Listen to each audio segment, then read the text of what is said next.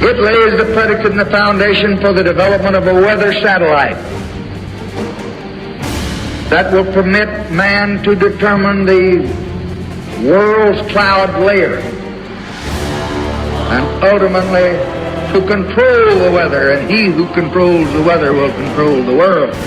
Orchestrated global conflict. How many agendas for how many power centers are being carried out? Is a nuclear exchange going to be the final card played by the global controllers? Will they attempt to trigger a nuclear winter scenario in a last desperate act to mask the planetary meltdown and to maintain their stranglehold on power till the last possible moment? We'll find out soon enough. The global hydrocarbon fuel fiesta is in its death throes. The party's over, and it's not coming back. How much more clear could that conclusion be at this late hour? Yet so many are still tenaciously clinging to the grand facade. Power structure controlled corporate media is dishing up long segments of Johnny Depp's domestic saga, keeping many entertained and completely distracted. And then there are the paid circus performers, otherwise known as our elected officials, who dare not utter so much as a word about the unfolding global omnicide, or the single most lethal factor in it, what is taking place in our skies, which far too few take notice of, no matter how shocking and blatant the ongoing atmospheric aerosol spraying operations are. And about the atmospheric spraying of highly toxic heavy metal and polymer climate engineering elements, all of it settles down to the surface, where all of us have no choice but to inhale it. Question, is this fact connected to the skyrocketing respiratory disease and mortality that's occurring all over the world? Stay tuned for more on that subject. We are all being sprayed like insects. That's not an opinion. That's a lab test proven fact. Last week, the so-called Department of Homeland Security created their own Ministry of Truth, calling it a disinformation board. If this doesn't alarm you to the marrow, it should. This is the same Homeland Security agency that was involved with the 2012 purchase of 2.4 billion hollow point bullets. Who do you think all that ammunition is for? That blank's not hard to fill in for those that are looking through a clear lens. Just another Groundhog Day in the planetary asylum. And shouldn't we ask ourselves, how far are those in power willing to go at this point? And while pondering that question, consider and remember this. Those in power are fully focused on the fact that the planet's failing life support systems can no longer support populations. What should we expect them to do? More to the point, what are they already doing? Who's willing to honestly answer that question? Who's willing to stand against the collective insanity? And take a moment to consider this timeless nugget of truth from Gandhi. He said, "It's easy to stand with the crowd.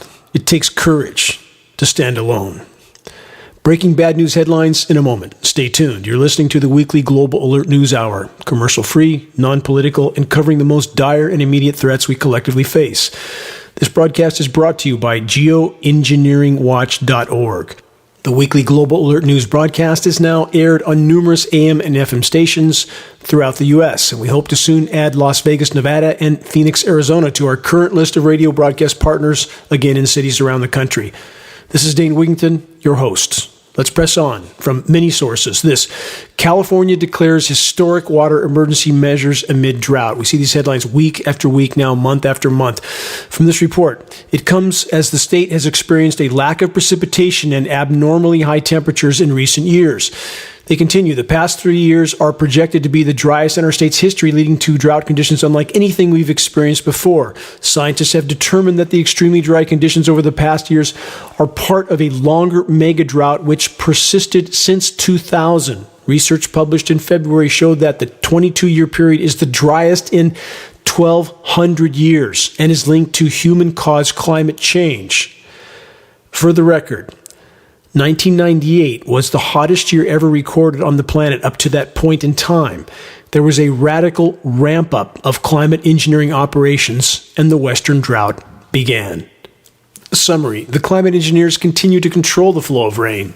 Where there's drought, where there's deluge. Where there is chemical ice-nucleated cloud seeding surface flash freeze cooldowns.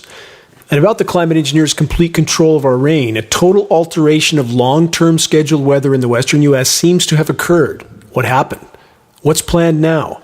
In my location, in what is left of the forest on the east side of Lake Shasta in Northern California, we've gone from a rainless winter with temperatures often near or above 80 degrees for daytime highs and often around 60 degrees for lows to far cooler temperatures since mid-April and with some scattered precipitation. Again, this weather wasn't on the schedule at the start of April. In fact, what was scheduled was escalating heat with no rain. Again, consider and remember the climate engineers can alter the script whenever they choose. That script is done, by the way, at the top by Raytheon, a defense contractor that's neck deep in climate engineering operations and patents. Raytheon does all the modeling for the nation's weathermen, National Weather Service and NOAA. Can't they do it for themselves? No, because they wouldn't know what the script is, would they? So the script is handed down from the top all the way to our local meteorologists. And that's how these local meteorologists knows sometimes 7 days in advance that it's going to be, for example, mostly sunny on a particular day. And those days, there might not be a natural cloud in the sky. This is the case in Northern California and other locations. Nothing but jet-dispersed aerosols completely hazing out our skies, looking like a science fiction film. In fact, last week in Northern California, on Wednesday was the worst. It was incredibly aggressive aerosol spraying operations. The sky looked literally like something from another planet. And how few notice this? The weather makers, at their discretion, can drought out one region while deluging another. And no, the process is absolutely not an exact science. In fact, the operations being carried out in our skies would be more correctly labeled as climate disruption operations, as opposed to engineering, a term which implies a degree of control and precision that simply is not the case with what's happening in our skies. But the end result is still the same, a radical worsening of climate chaos, which serves ever more agendas for the global controllers. On that note, this question: is crushing crop production an ever larger part of the climate engineering agenda? Stay tuned. And about that agenda, here's another example of manipulating Earth's unraveling life support systems. A new U.S. patent filed only a month ago titled Artificial Rain to Support Water Flooding in Remote Oil Fields. End of patent title. Filed by a Saudi Arabian oil company. Yes, the weather makers can augment rain when and where they want, like over oil fields that need water for drilling purposes. But how about those western U.S. fire incinerations? The massive U.S. military climate manipulation juggernaut never provided any relief for the burn downs, did they? U.S. military personnel are being lied to. They're being told that they are carrying out a benevolent operation in our skies, which couldn't be further from the truth. Our military brothers and sisters need to wake up to the bigger picture while it can still make a difference. We need them on our side, or we have no chance to stop the unfolding planetary omnicide. About the fires, the climate engineers are yet again setting the stage for torching what is yet left of the West's dying forests. The source of ignition is another issue entirely. The controllers want the public to focus on the source of ignition, but any demented soul with a match can take care of that. It's the unprecedented drying out of forests and the alteration of atmospheric chemistry and conditions that are core to the wildfires. And this is the part that the controllers and corporate media don't want the public to consider, let alone to actually investigate. Search and view an extremely important report I've announced in this broadcast before titled Wildfires Serve Geoengineering Agenda. Only 20 minutes long, but crucially important. You won't like what you learn, but it's a need to know and understand informational report. The timber industry continues to fuel the false narrative that unprecedented wildfires are primarily being caused because not enough trees are being cut down in our forests. Consider this. In some of the most remote regions of Siberia that have never been touched by human activity of any kind, wildfires have escalated by 1,000%, 10 times worse over a decade. So to be clear, for hundreds of thousands of years, no human activity, no thinning, no logging, and no fires. Now, in the geologic blink of an eye, a single decade, wildfires go up 1,000%. Think about that. And if you want to know why, look up. You'll find your answer if you have eyes to see with. And yes, countless forms of human activity are decimating our planet. Yes, our home is heating at blinding speed. But on that note, the laws of physics make it clear that it must rain much more overall on a rapidly warming planet. And though many regions are being deluged, many more are being droughted into a state of desertification. Climate engineering is the factor we're not being told about, for obvious reasons. The liability issues for all those involved, for governments around the globe, is incalculable. As I've stated on previous broadcasts, trees and forests are part of my background. My father was an arborist. I've personally supervised a total of 6 understory thinning and fire fuel removal projects in Shasta County forests, 3 state programs, 3 federal programs. And the reason this understory thinning was necessary was due to highly destructive and irresponsible logging that had removed the biggest and best trees in the forest, exposing the forest floor to sunlight while simultaneously disturbing all the soils on the forest floor with logging equipment. And the result is this: a total alteration of the forest floor composition, a completely unnatural alteration, a completely destructive alteration. And though these conditions do make the remaining forest canopies much more vulnerable to forest fires, the bottom line factors most fueling the forest incinerations are all connected to climate engineering. And I don't have time to adequately cover this issue on every broadcast, but please view previous broadcasts, or better yet, investigate the Engineering Wildfires section on the homepage of geoengineeringwatch.org. Wildfire smoke is now being blamed for skyrocketing respiratory mortality rates in so many regions. But again, we must ask, what part are the ongoing atmospheric aerosol spraying operations playing in this equation as well? Geoengineeringwatch.org captured time-lapse film footage of blatant and shockingly aggressive atmospheric aerosol spraying operations being conducted directly on top of the Paradise Fire smoke canopy. Question: what possible purpose could this jet aircraft dispersed blanket aerosol spraying be for?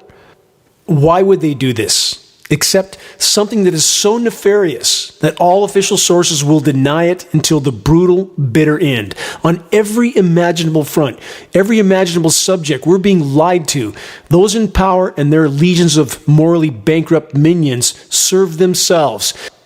If you believe that those that are completely sold out and owned by the Matrix care about you, your children, the forests, the seas, or any other part of the web of life, think again. On that note, here's another climate engineering factor to consider: electromagnetic radiation. We're all drowning in it. The transmissions being used for climate engineering operations are many times more powerful than communications transmissions. Immense harm is being done to all life. No official source will ever admit this, and corporate media will continue to do their best to cover up the danger. Few are willing to face this fact. And again, about pathogens and all of these factors, everything I'm covering is a part of the equation that involves those in power knowing the planet can no longer support populations. They're not going to let go of their power. They don't care what they have to do to retain it until the absolute last moment. Keep that in mind. So about the pathogens, they keep coming, don't they? On that note, this headline from last week: in addition to all the other pathogens popping up all over the globe, we have this: Democratic Republic of Congo declares new Ebola outbreak. How many are familiar with just how horrific Ebola is and just what its origins were? Let's press on with this theme. It seems the malaria card is being played yet again, and they're connecting that now with climate engineering.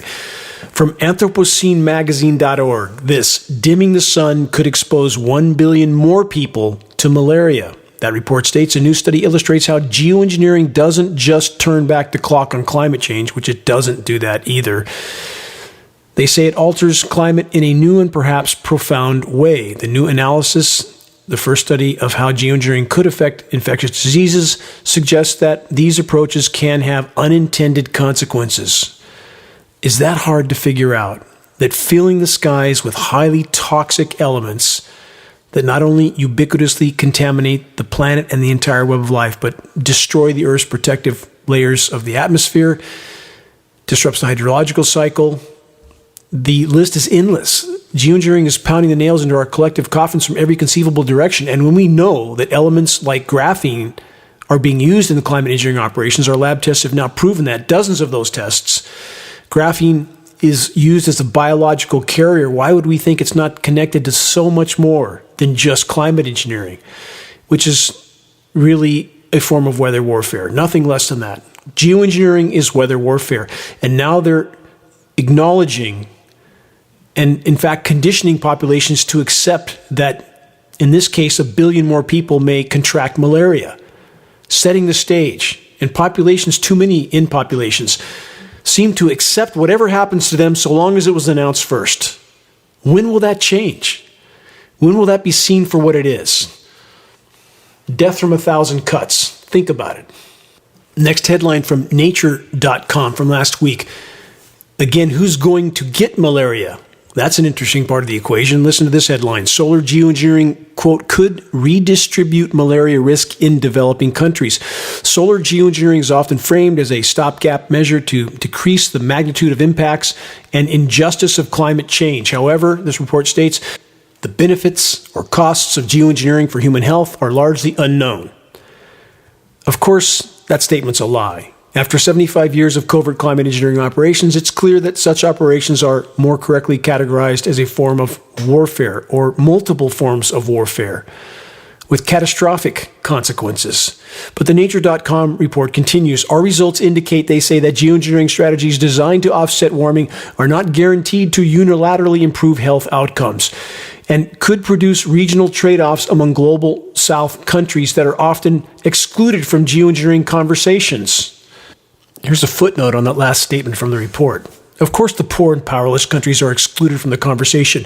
Power structures always seek to further exploit such countries, not to make them equals. Climate engineering operations are a means to that end. This Nature.com report continues with this. The main proposed approach for solar geoengineering is stratospheric aerosol injection. SAI is the acronym, where the deliberate injection of small reflective aerosols into the atmosphere could increase the reflection of incoming sunlight and trap more than it deflects, by the way, back to space, cooling the planet, they say. And then they throw out this blatant lie. Quote, stratospheric aerosol injection has never been tested. Can anyone look up? Climate engineering operations are raging above our heads on an almost daily basis. Question, how dysfunctional can societies be that such a glaring reality continues to be denied by the majority? And here's more about the pathogens that keep popping up all over the globe. Quote, increased infectious disease risk likely from climate change. They say climate change will result in thousands of new viruses. I'm going to stop there because this new headline is nothing less than a form of societal conditioning, blaming it all on nature, in a sense, and don't pay any attention to the skies full of jet aircraft that are spewing out toxic aerosols, and certainly don't investigate the potential connections to biolabs all over the world. Go back to sleep. That's what the controllers want the public to do.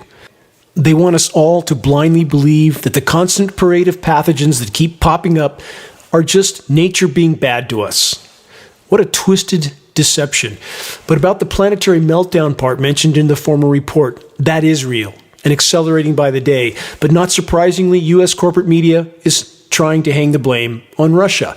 This new report from last week, study predicts thawing of gas-saturated permafrost around oil and gas wells of Russian Arctic. They state that oil and gas deposits in the Arctic region lie beneath 100 to 500 meter layers of permafrost.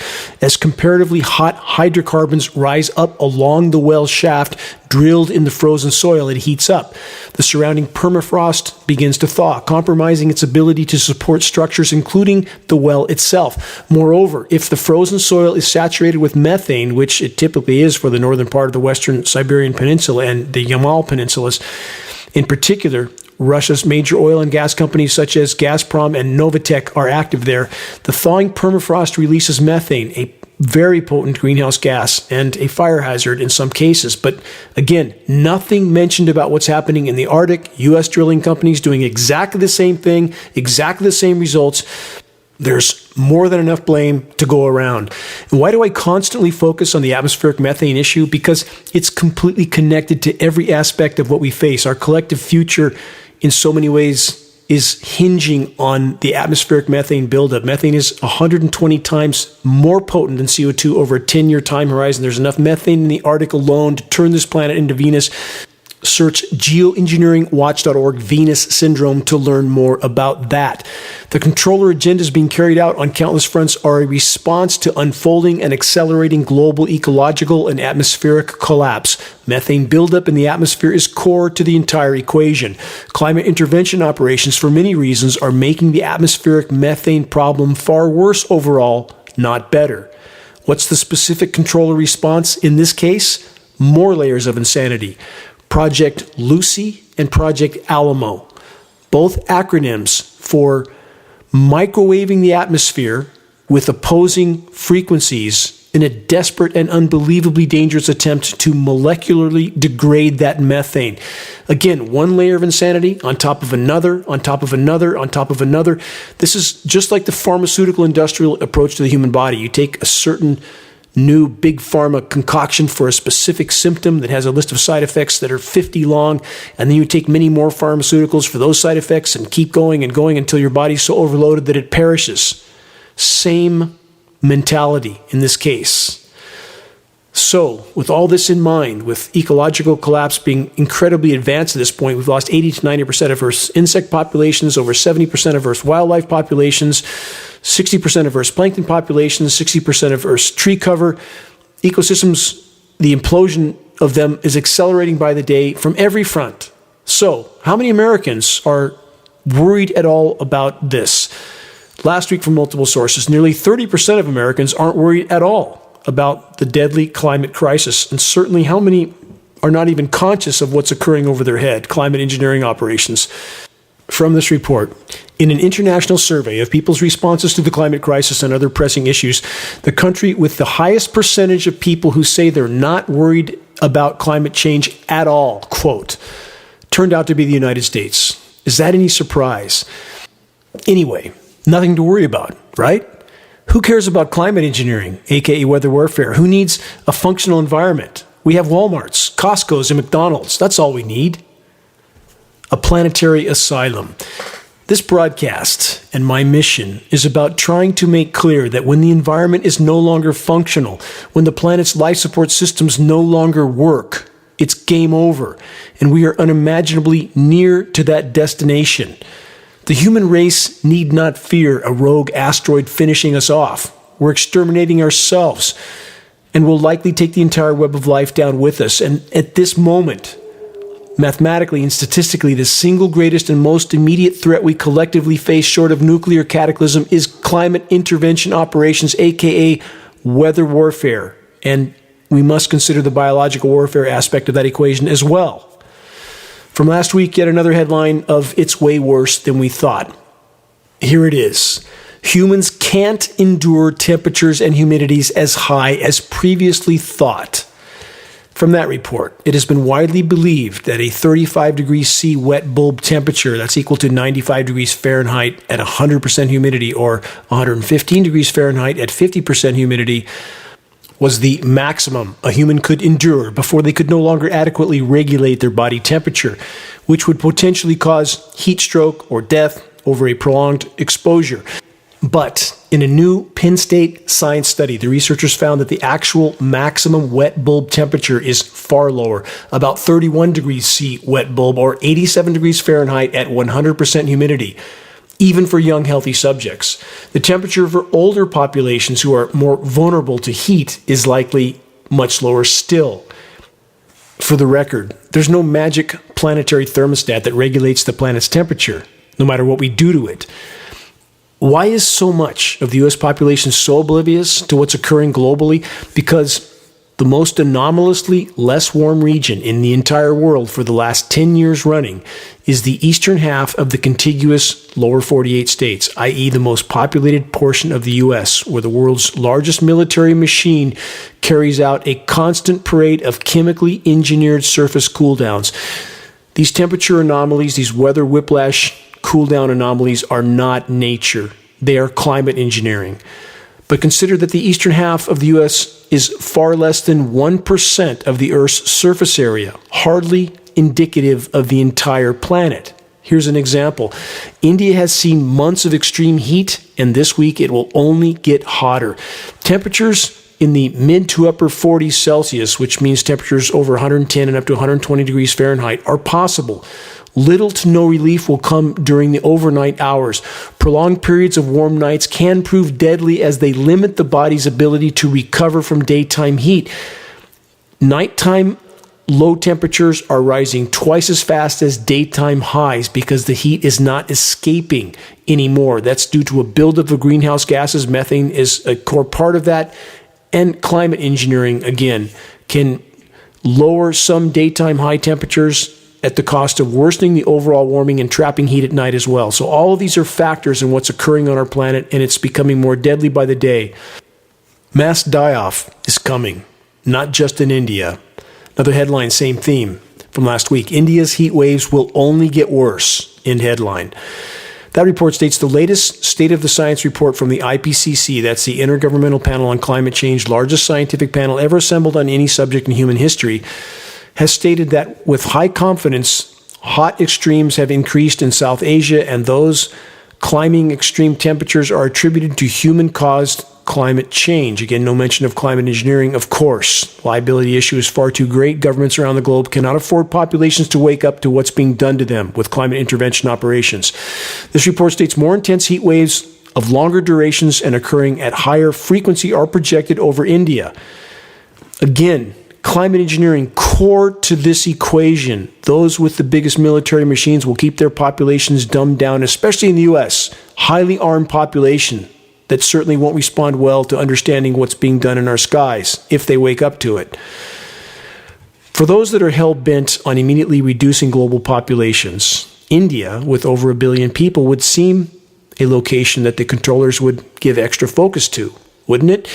And yes, the human race has decimated the planet's life support systems in countless ways. But what biggest of all pieces of the puzzle is not only never mentioned, but flatly denied by all official sources and the so-called climate science community. Climate intervention operations, of course, not only trapping more overall heat than they deflect, not only destroying the ozone layer, not only fueling forest fires by completely derailing the hydrological cycle, but in regard to the building deadly heat in India and many other regions, the relentless microwaving of the atmosphere by the weather makers is actually causing much of the overall heating and even more intense wide-scale regional heating due to the high-pressure heat domes being used by the climate engineering operations to steer upper-level wind currents and thus precipitation patterns. Translation, the geoengineers can fry any region in the world under relentless high-pressure heat domes that are induced with the global network of ionosphere heater installations like HARP in Glaucona, Alaska. This technology is not scientifically disputed. It's simply not talked about, kept in the closet and swept under the rug. Quiet weapons for silent wars. Climate engineering is the crown jewel weapon for the global controllers, a weapon with which they can bring populations of entire countries to their knees without those populations or any other global populations ever even knowing they were under assault, along with their food supplies. On that note, last week from NBCnews.com, heat wave in India threatens residents and crucial wheat harvest. From that report, some states in India's breadbasket northern and central regions are forecast to hit highs of 120 degrees this week. A record-breaking heat wave in India exposing hundreds of millions to dangerous temperatures is damaging the country's wheat harvest, which experts say could hit countries seeking to make up imports of the food staple from conflict-ridden Ukraine. The Indian Prime Minister told U.S. President Joe Biden earlier this month that India, quote, could step in to ease the shortfall created by Russia's invasion of Ukraine. The two countries account for nearly a third of all global wheat exports, and the United Nations Food and Agriculture Organization has warned that the conflict could leave an additional 8 million to 13 million people undernourished by next year. India's government had predicted record wheat production levels, some 122 million tons, for 2022, but the country has just endured its hottest March since records began, according to the India Meteorological Department. And the heat wave is dragging well into harvest time. The heat wave is hitting India's main wheat-growing regions particularly hard, with temperatures, again this week, set to go as high as 120 degrees in some regions. India cannot replace Russia and Ukraine with its wheat exports, mainly because of this heat shock. From flash floods to flash freezes to flash droughts and unprecedented heat waves again and again and again, all happening at the most critical window of crop production all over the world. Just amazing coincidences or something else altogether? You decide.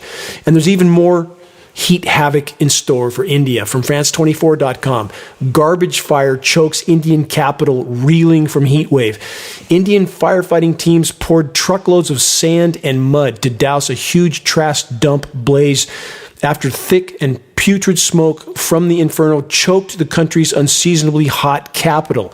Delhi is a sprawling megacity home to more than 20 million people, but lacks modern waste management infrastructure to process roughly 12,000 tons of solid trash it produces each and every day.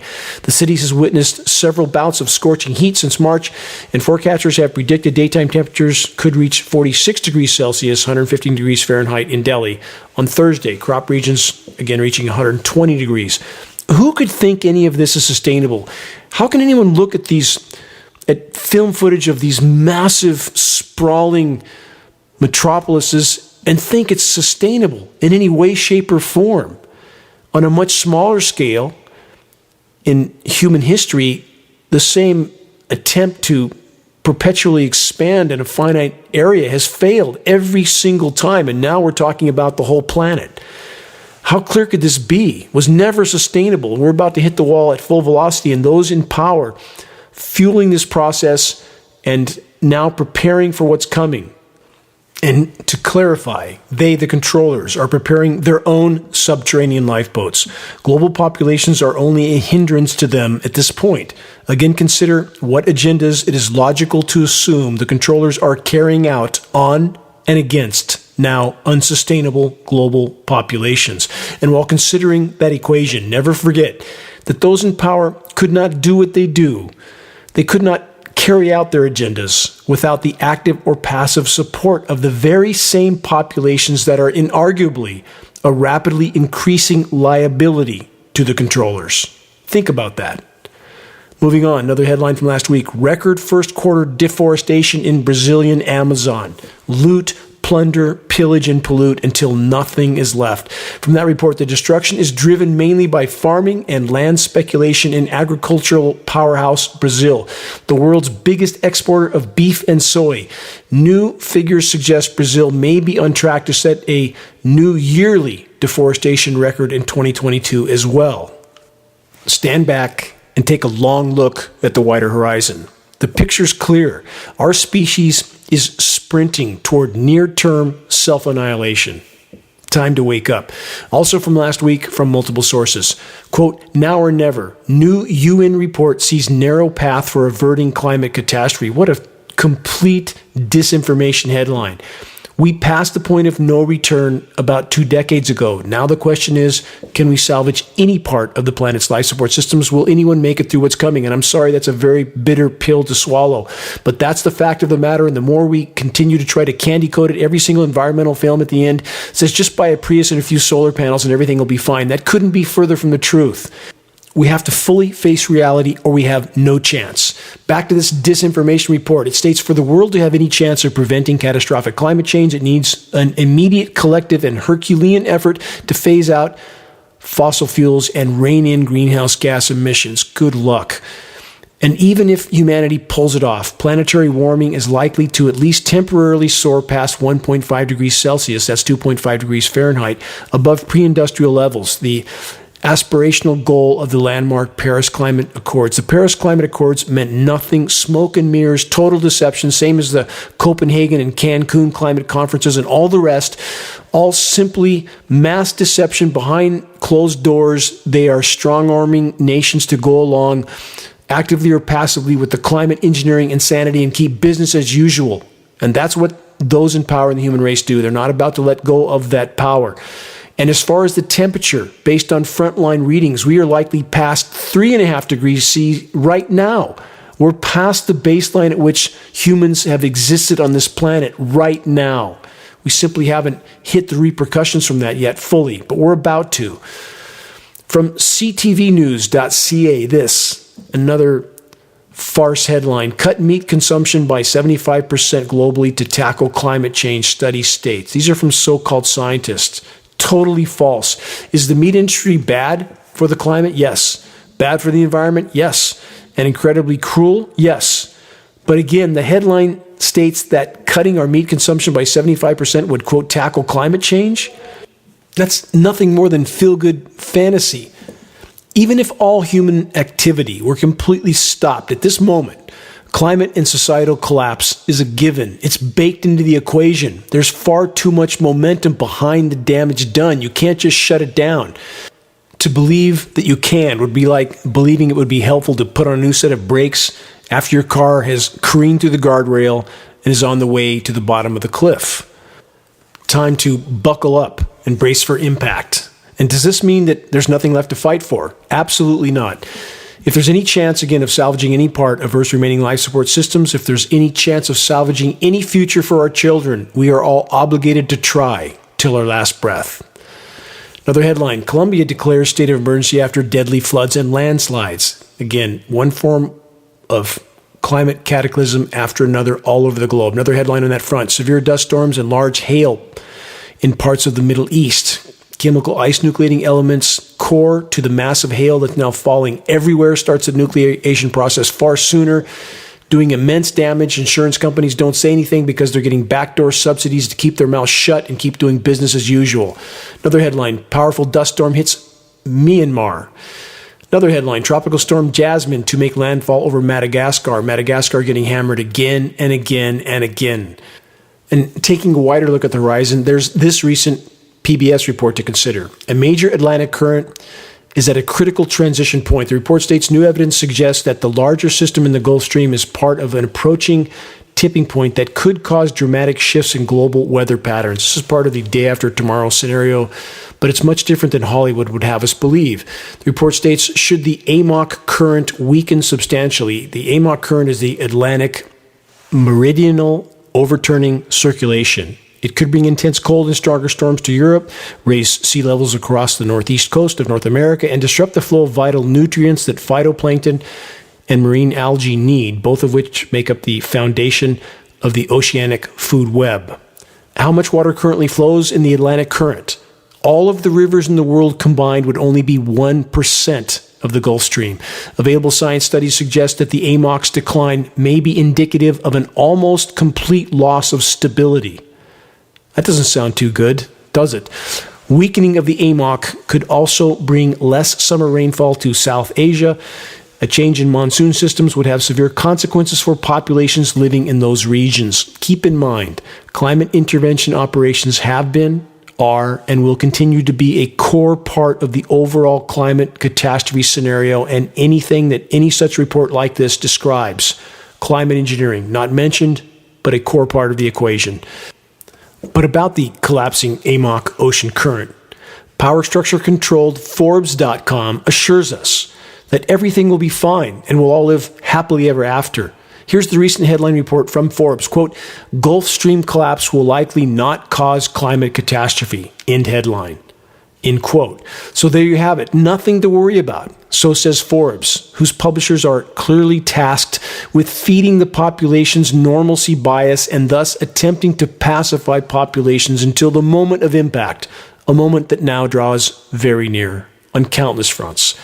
More bad news breaking headlines in a moment. You're listening to the weekly installment of Global Alert News, the Bad News Broadcast, installment number 351, April 30th, 2022. This is Dane Wigington, your host. Global Alert News is brought to you by Geoengineeringwatch.org, the largest and most visited website in the world on the subject of climate intervention operations, known as geoengineering. The commercial-free, non-political Global Alert News Hour is now broadcast on AM and FM stations in Northern California, Texas, Alabama, Florida, Denver, Washington State, Oregon, and the Northeast. Sacramento, San Diego, and San Francisco. Again, we hope to add Las Vegas and Phoenix to our list soon. Geoengineering Watch wishes to express our deepest gratitude to those that have helped us expand our reach, our voice, in this desperate last-hour effort to sound the alarm. In regard to sounding the alarm, please help us to share the groundbreaking documentary The Dimming, which fully exposes the climate engineering atrocities. The best way to share it is by circulating the direct link to The Dimming from the homepage of geoengineeringwatch.org. Sharing directly helps us to overcome social media censorship. Is the Department of Homeland Security's Ministry of Truth Disinformation Board going to make it even more difficult and treacherous to share the truth? Does that question even deserve an answer? The ongoing atrocities in our skies must be exposed and halted if we're to buy any bonus time on our rapidly dying planet. Next headline from last week. Space mission to explore Venus, quote, runaway hothouse climate. Could it happen on Earth? Question mark. From that report, a greater understanding of Venus climate is of particular interest. Scientists postulate that billions of years ago, Venus was Earth-like in its atmospheric composition, but eventually transformed into an inferno through a runaway greenhouse effect triggered by the sun's energy. Again, that's deceiving. It's not just the sun's energy, it's a runaway greenhouse effect which traps that heat on the planet. The same thing is happening here now. Climate engineering is making it far worse, not better. The report further states, when a planet's atmosphere contains high greenhouse gas concentrations, solar radiation is trapped close to the surface, as I just stated. If the planet has liquid water, then the added heat triggers evaporation. Because water vapor is itself a greenhouse gas, the elevated amounts gained through evaporation in turn trigger more heating. That's a feedback loop. Positive feedback loop. Positive doesn't mean good in this case. Which in turn trigger more evaporation. And on until the oceans are boiled into the sky, rendering a much less hospitable planet, at least for life as we know it. Much less hospitable, temperatures of about 900 degrees. Most don't know or realize, all things being equal, Venus would only be about 20 degrees warmer than Earth's pre-industrial baseline temperature. That's all.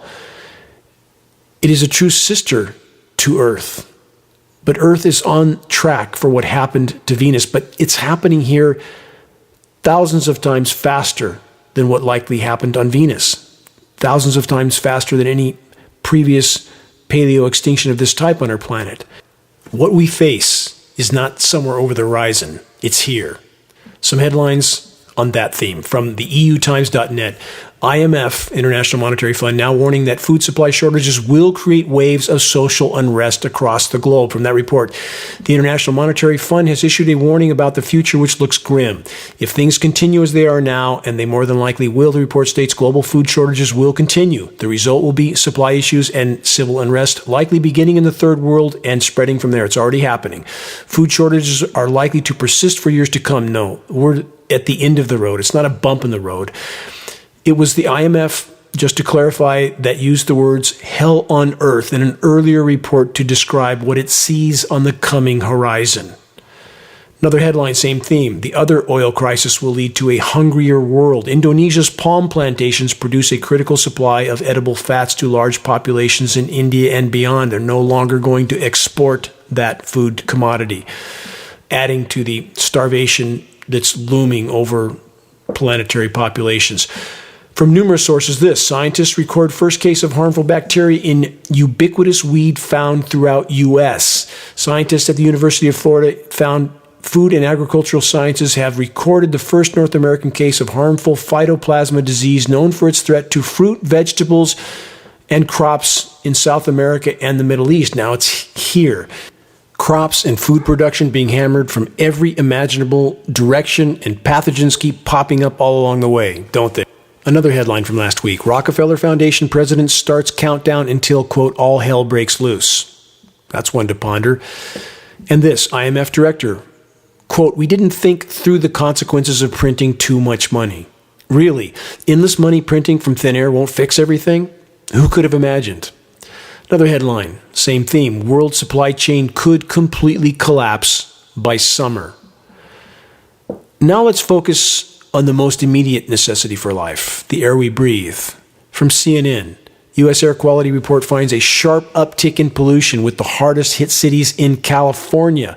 The report states the U.S. saw the highest number of, quote, very unhealthy and hazardous air quality days between 2018 and 2020 than it had ever seen before, according to a report released last week by the American Lung Association. Nearly 9 million more people were exposed to deadly particle pollution spikes than in the previous year's report, and more than 137 million Americans live in counties with unhealthy air. I'm going to cut to a final excerpt in this report where it states, we've seen some really bad air pollution events really driven by wildfire in the West. It then states, we're seeing the impact of climate change in our air quality leading to significant adverse health outcomes for the American people. First, as I stated earlier in this broadcast, why is there massive aerosol spraying events on top of the fires that are connected to climate engineering in the first place, and then on top of those smoke banks, we have captured with film footage massive aerosol spraying operations directly on top of that smoke bank. That can only be considered nefarious. Why are they doing that? What is the real agenda being carried out? And why is none of this being reported? Because the entire system is designed not to report any of this. We're living in a massive Truman Show that's not being designed for our health and welfare, to say the least. The entire matrix, the entire air testing system is designed not to show any of the aerosol dispersions happening from jet aircraft because the particles are far too small and they're elements that are not being looked for in the first place. Again, you can't find what you're being paid not to look for. And we're all sucking this stuff up, and it's having an immense effect on our health. Whether we know it or not, whether we admit it or not, is beside the point. The cornucopia of allergy meds designed to disable your body's natural responses to atmospheric toxins and particulates should be a giant red flag. Every other commercial's allergy this, asthma that, COPD, the list goes on and on. But stand back and consider that the stated goal of climate engineers on the record was to put 10 to 20 million tons of aluminum nanoparticles into the atmosphere annually. And that's, again, not counting all the other constituents of barium, strontium, manganese, polymer fibers, graphene, all of it with synergistic toxicities, and we're inhaling it with every breath we take. About COPD, according to the World Health Organization, chronic obstructive pulmonary disease, that's COPD, is a lung disease that results in changes in several different parts of the respiratory system and lungs at the same time. And as I'm going through the next several reports, stop and consider that the largest single source of atmospheric toxic particulate pollution, mathematically, statistically, climate intervention operations. Here's one headline report: life-threatening lung disease, Europe's unknown killer. Another headline: EU's approach to COPD remains focused on tobacco control only, as if that's the only core cause. From the CDC, the following statement issued only a month ago in March of this year: COPD is usually caused by cigarette smoking, they say, though long-term exposure to other lung irritants like secondhand smoke can also contribute to COPD, but no mention of any other source of air pollutant. How can that be? Now consider this from ScienceDirect.com. Large underreporting of COPD as cause of death results from a population-based study. Question: why would there be such an underreporting of COPD? What are official sources hiding? I'll get to that. And in regard to incorrect reporting from medicalnewstoday.com, first the report states this, quote, around 90% of people who develop COPD smoke, they say. And then they say this, in the very next paragraph, by the way, of the report, they state approximately 16 million people in the United States have COPD. 30% of these cases occur in people who don't smoke. The same is true in Europe and China. So the so-called experts in what we were told is a science report don't even seem to be able to do the most basic math. And although some official sources still claim COPD is the third leading cause of death in the world, which is bad enough, here's the underreported truth from the European Federation of Allergy and Airways Diseases and the Lancet Medical Review. Quote, COPD already ranks as the second leading cause of death worldwide. Lancet's Global Burden of Disease report has found that chronic obstructive pulmonary disease is already the second highest killer all over the world. COPD moved from the third greatest source of death worldwide to the second greatest source between 2010 and 2016. And now this, also from the report, worldwide the death toll due to COPD is increasing rapidly. And none of this takes into account what these particles do to our neurological system and our health overall. Highly toxic particles, neurotoxins, and all of it is coming through our airways. None of that reported, none of that considered. Here's another peer-reviewed science study report to add to the equation. Acute respiratory infections are the leading cause of death in children in developing countries. We must all look up. Please, please look up. Of course, global controllers are neck deep in climate engineering weather warfare operations. Of course, they're officially denying all of it. Of course, it's highly toxic and causing incalculable ecological devastation on every level. Stop and consider how much jet aircraft disperse materials it takes to cover the entire skyline, all of which settles down to the surface, all of which we have no choice but to inhale with every breath we take. Even the bees are dying from extreme aluminum exposure. Peer-reviewed science study proves it. Search bees, aluminum, and see for yourself. The core causal factor behind Alzheimer's and dementia is aluminum. Peer-reviewed science study proves that as well. But the majority of academia and the populations that are taught and trained to believe them continue to deny the facts. Another example of shocking deception, the herringbone patterns now so commonly seen in aerosol-laced cloud formations. Climate engineering cover-up sources like the Weather Channel are tasked with convincing the masses that the herringbone patterns are just topography on the ground affecting upper-level winds. This is a lie. The patterns are even more prevalent over oceans. They also tell us that herringbone patterns are, quote, gravity waves. Another massive lie. The herringbone patterns are commonly seen overlapping in opposing directions. The herringbone patterns are the signature of powerful radio frequency microwave transmissions that are used to manipulate and scatter the electrically conductive climate engineering elements that are now ubiquitous in our skies. The strength of the transmissions being used for climate engineering is far greater than those used for communications, making such transmissions even more dangerous and damaging than communications transmissions. And while all of this is going completely unreported by power structure controlled corporate media, what are we being shown by the mainstream media ministry of propaganda? Long, drawn-out segments of the domestic disputes, again, of entertainment industry bought and paid for individuals. Total mass distraction. We're being lied to, again, on every front to a degree that can scarcely be comprehended. Atmospheric and precipitation testing conducted by Geoengineeringwatch.org and countless other sources confirms that there's a plethora of highly toxic elements raining down through our breathable air column. Many of the most toxic elements are the same substances listed in climate intervention patents. Elements like aluminum, barium, strontium, manganese, polymer fibers, and graphene. The amount of these elements is so extreme that it actually alters soils' pH values to an unimaginable degree. Soils testing in Northern California revealed an alteration of up to 10 times toward alkaline, from soils pH values in the 5.4 range to 6.4 and higher, based on historical USDA baseline testing. For those that don't know, a single full number jump on a pH scale is a magnitude of 10, so going from 5.4 to 6.4 means 10 times more alkaline. The primary factor appears to be the amount of aluminum in the rain. Again, lab test proven, again and again and again. About 70 lab tests at the state-certified lab in Northern California alone. We're inhaling these toxic materials, as stated, with every breath we take. The same materials are sterilizing soils, killing soil microbiome, killing tree roots, and ultimately us.